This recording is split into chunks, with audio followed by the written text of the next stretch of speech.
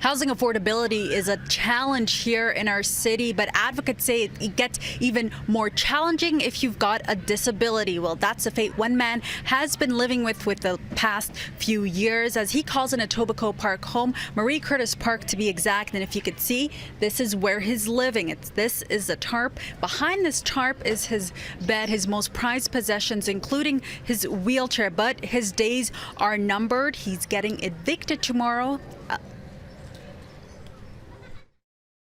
How hard do you have to work just to eat, just to sleep, just to survive, let alone live? This is where Paul, a First Nations man, has been sleeping and working for the last 4 months, huddled in the corner of a building inside Marie Curtis Park. But his days are now numbered with this eviction notice the city issued, telling him it's against the law to camp in a public park without authority, and he has to be out by tomorrow. I have nowhere else to go. Literally. I've got rheumatoid arthritis, osteoarthritis, and degenerative disc disease. He has mobility issues and uses a wheelchair and crutches. He makes a living through ODSP and selling handmade crafts.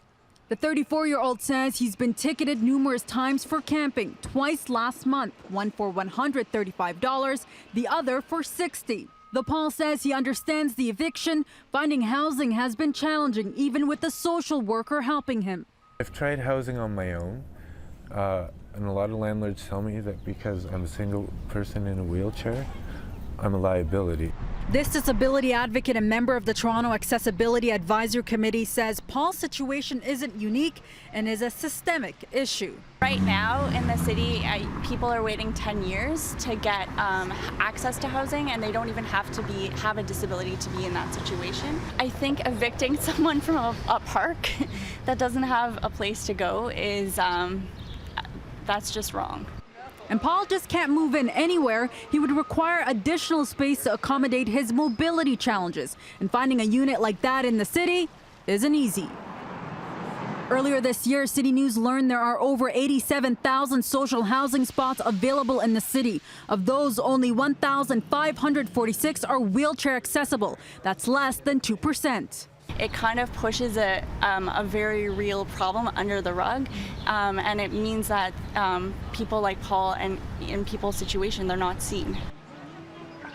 For Paul, Marie Curtis Park offers more than just a bed. He's also formed a community with area residents. It gives me a lot of sadness, a lot of sorrow that a situation like Paul's is happening now, today. We need to take action and not let people like Paul fall through the cracks. Paul says he has gotten evicted in the past and twice already this year. His greatest fear, losing everything he's built and starting over from scratch. Tomorrow, that is one of the big options that they're going to push for, is putting me back into that same situation. Where's that going to leave you? Back on the street, broke, starting over again. Well, as you can see, Paul hasn't started packing just yet. He's still hoping for a miracle. Otherwise, he tells me he will either go camping somewhere else in the city or hope to get some funding to stay in a motel. This story was sent to us by area residents who wanted to shed light on Paul's situation. If you have a story you want us to look into, here are all the ways you can get in touch with us.